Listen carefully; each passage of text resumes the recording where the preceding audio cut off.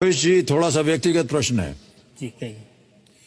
15 साल पहले आप केवल 600 रुपए लेकर के दिल्ली पहुंचे जी अपने भविष्य को उजागर करने के लिए। जी आज आप यहां से 6,40,000 रुपए जीत कर जा रहे हैं, कैसा लग रहा है आपको? सर बहुत अच्छा। सर मैं एक बहुत छोटे से गांव से हूं और मेरे पिताजी किसान थे और किसान के घर में सर ना खाने के लिए चावल दाल तो होता है बट पैसे नकदी नहीं होते। तो वो संघर्ष था, देखा था। स्कूल, सरकारी स्कूल जाना, मुझे याद है सर पहली से 7वीं तक हम में से कोई चप्पल नहीं पहनता था और वो बुरा भी नहीं लगता सर क्योंकि मैं ही केवल नहीं पहनता था, क्लास में कोई भी नहीं पहनता था, किसी के पास थे ही नहीं। आपकी जो दुख होता है वो तुलना से आता है, अगर आप तुलना ना करो तो दुख नहीं होता। क्या बात है, बहुत खूब, बहुत अच्छी बात। मुझे याद है सर हम जब स्कूल से निकलते थे तो बड़े उछलते हुए चलते थे क्योंकि ना अलकतरा जो कोलतार की सड़क होती है वो बहुत गर्म हो जाती है दोपहर के समय में। बिल्कुल। और मुझे कोई उस बात का उस वक्त सर लगता ही नहीं था कि अच्छा पैर में चप्पल होते तो कम गर्म लगता। हम मेढक की तरह ऐसे उछल के सारे बच्चे, वो एक अजीब ही सीन होता था। वहां से फिर पढ़ाई 10वीं के बाद ये था पिताजी का कि बच्चा पढ़े, हर किसान का मन होता है। घर की तो तकलीफें सर, हर इंसान की अपनी तकलीफें, हमारा देश कोई बहुत अमीर देश नहीं, हर की है, मेरी भी बहुत बड़ी है। पिताजी की इच्छा थी गांव के स्कूल में वही पढ़े। 6ठी क्लास में हम लोगों की ABCD होती थी, इंग्लिश होती थी। जी। ये है कि सर अगर आप पढ़ने में ठीक हो ना तो शिक्षक आपकी बड़ी वो करने लगते हैं। हाँ, शिक्षक का जुड़ाव हो जाता है, आपको कोई वैल्यू नहीं देता ना। इवन कई बार परिवार, घर, दोस्त, समाज, शिक्षक आपको जरूर प्यार करते हैं अगर आप पढ़ने में अच्छे हो या अपने काम में अच्छे हो तो उनका लगाव रहता है। तो शिक्षक का प्रोत्साहन रहा। फिर पिताजी, मुझे याद है 600 रुपये दे के मुझे भेज दिया उन्होंने, हमने अपनी पढ़ाई के लिए। फिर मेरे भाई साहब आए, आज मैं इनको अपने साथ इसीलिए लाया हूँ कि ये मेरे पूरे जर्नी के हस्ताक्षर हैं। श्रीकांत झा है नाम, ये खुद ही बहुत कम कमाते थे और अपनी लगभग पूरी कमाई जो है मेरे पढ़ाई में दे देते थे। उन्होंने पूरी पढ़ाई कमाई अपनी मेरे पढ़ाई में दे दी। और क्यों लगा भाई साहब आपको कि आपको अपनी कमाई से अपने भाई को और आगे बढ़ाना चाहिए? सर मुझे लगता है कि गरीबी एक ऐसा टीचर है जो हमेशा कुछ न कुछ अच्छा करने के लिए प्रोत्साहित करते रहता है इंसान को। क्या बात है। और सही समय पे सही मार्गदर्शन मिल जाए तो इंसान वो सब कुछ हासिल कर सकता है जो उसकी दिली इच्छा है। कितनी सुंदर बात कही सर आपने। गरीबी सबसे बेहतर शिक्षक होता है, वो प्रोत्साहित करता है कि हम और आगे बढ़ें। वाह, क्या बात है, बहुत खूब। उसके बाद फिर जब आप अपने काम में लग गए तो फिर आप अमेरिका भी गए, जो आपकी एक मन में एक भावना थी, एक आशा थी कि कभी हम अमेरिका जाएं, और वहां का माहौल आपको बिल्कुल अलग लगा। क्या अलग था वहां पर? एक ये था कि हम 6ठी में ABCD पढ़े थे तो हमारे लिए अमेरिकन कल्चर, इंग्लिश ही अपने आप में एक नई चीज है क्योंकि आप आपके अंग्रेजी स्कूल से नहीं हो, आप एक सरकारी स्कूल से हो और हमारी प्रोनाउंसिएशन डिफरेंट होती है सर। अभी भी कई बार प्रॉब्लम आती है, अब तो दिन रात उन्हीं के साथ काम करना पड़ता है, बट हमारी प्रोनाउंसिएशन अलग है और उनकी अलग है। लेकिन सर जो भी प्रोनाउंसिएशन है बहुत मीठी है।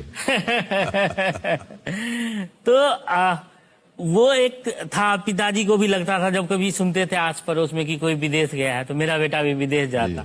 और फिर वक्त आपको जैसे जैसे आपकी मेहनत, वक्त, लोगों का साथ तो आगे ले जाता। तो मैं अमेरिका गया, इसी साल गया हूँ मेरे लिए, और ये एक सपना साकार होने जैसा है। कंपनी ने ही मुझे स्पॉन्सर किया था।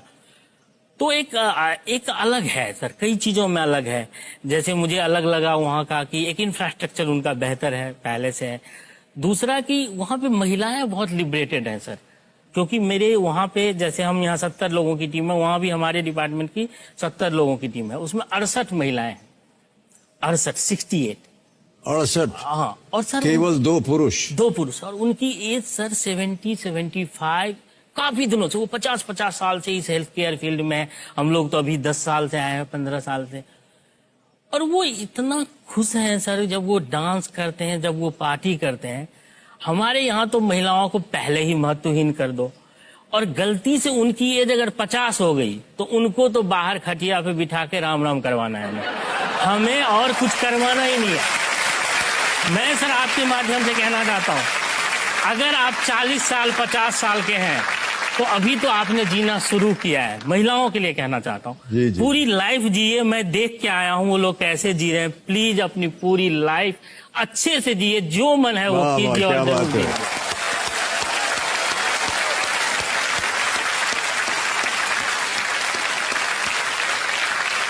पत्नी जी, आप सुन रहे हैं कि नहीं? जी सर।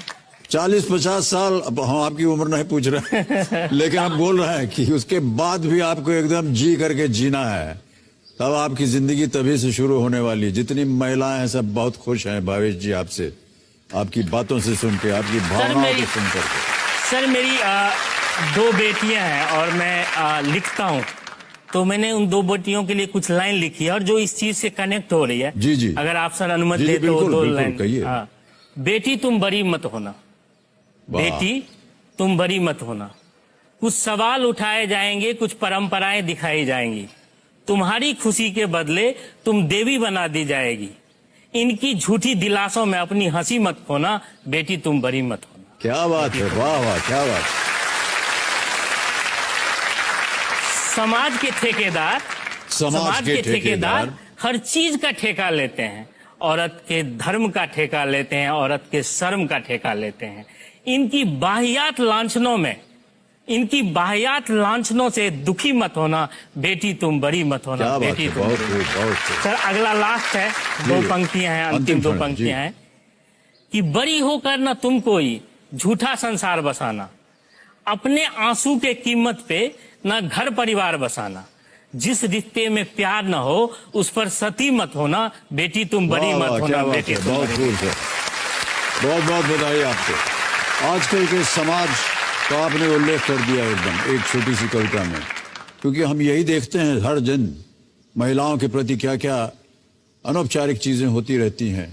और ये जो आपने कहा ये बहुत ही सुंदर कविता है सर, इसको छपना चाहिए। आप हमको दे दीजिएगा, हम अपने सोशल मीडिया पे छाप देंगे इसको। सर बहुत बहुत धन्यवाद, बहुत बहुत धन्यवाद। आपकी विचारधारा जो है वो बहुत ही अव्वल है, बहुत ही ऊंची है। For more updates, subscribe to our channel, click the show links and enjoy watching the videos.